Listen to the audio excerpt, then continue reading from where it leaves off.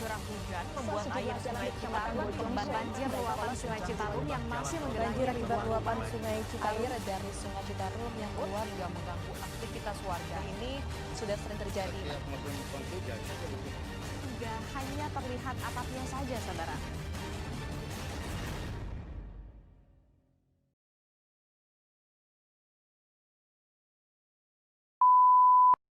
Banjir bisa dibilang merupakan bencana rutin tahunan di Indonesia.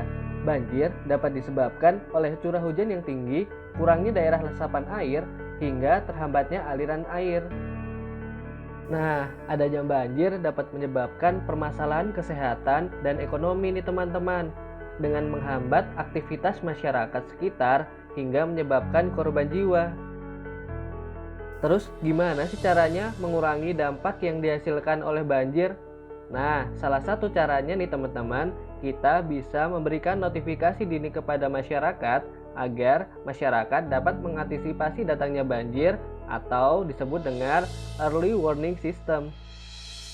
Kami memiliki solusi untuk mengurangi resiko banjir, yakni dengan alat SBSD, sensor banjir sejak dini. Solusi ini kami ajukan ke dalam PKM Karsa Cipta.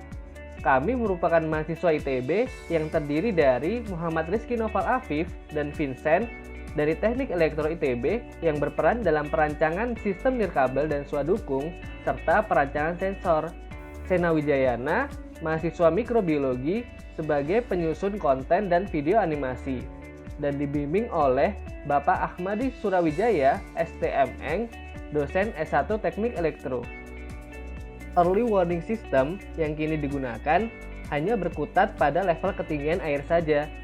Salah satu contohnya yang dioperasikan pada Sungai Citarum dengan Sistem Informasi Hidrologi dan Lingkungan Sumber Daya Air oleh BBWS. Apa sih kelemahan sistem yang mereka gunakan?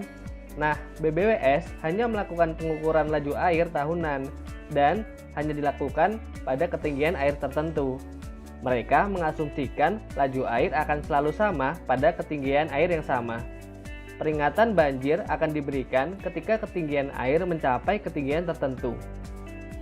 Padahal, rendahnya permukaan air tidak menjamin rendahnya risiko terjadinya banjir. Karena laju air yang deras dapat menyebabkan debit yang terakumulasi semakin tinggi, sehingga memungkinkan terjadinya peluapan sungai dan terjadinya banjir.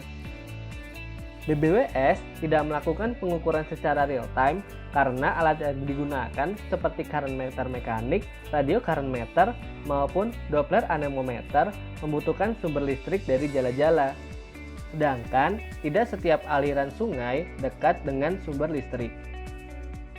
Jika kita meninjau penelitian yang ada, sampai sejauh ini belum ada pengembangan sebuah alat pengukur laju air pada areal terbuka yang dilakukan secara real time. Pengukuran yang dilakukan oleh Murad pada tahun 2005 dan Ria pada tahun 2013 menggunakan flowmeter pada medium pipa atau medium serupa, sehingga tidak dilakukan pada areal terbuka. Nah, maka dari itu teman-teman, kami mengembangkan sebuah inovasi baru, yaitu alat pengukur laju air secara real time yang dapat mengukur pada areal terbuka.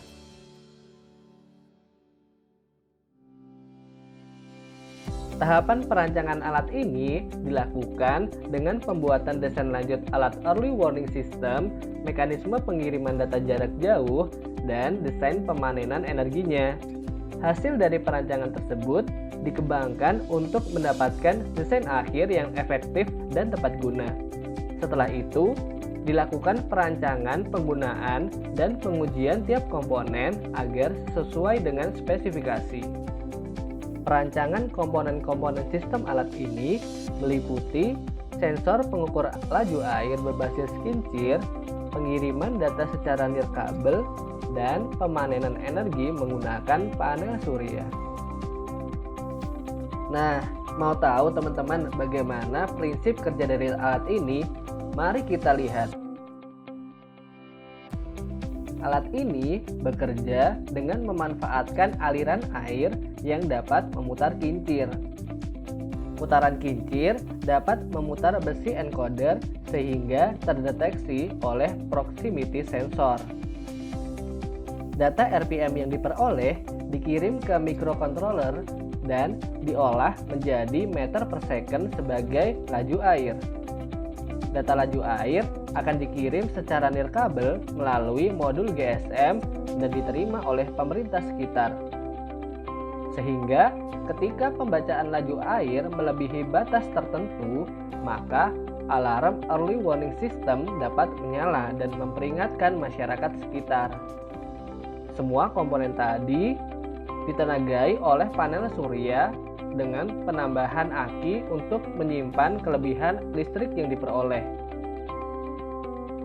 Untuk mengurangi resiko sampah yang tersangkut, maka pengujian laju air dilakukan pada aliran sungai setiap 5 menit sekali dengan menurunkan kincir sebesar 90 derajat menuju aliran air.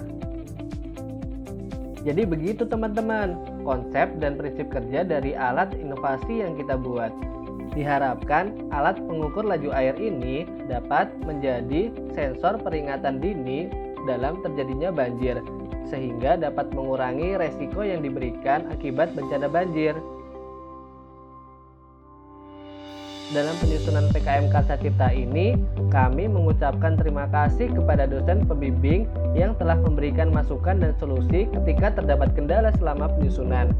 Tim PKM ITB yang senantiasa membantu dan memotivasi kami, Kementerian Pendidikan dan Kebudayaan yang telah mendanai kami, dan Institut Teknologi Bandung yang telah memberikan kesempatan dan selalu mendukung mahasiswanya untuk terus berinovasi demi kemajuan bangsa.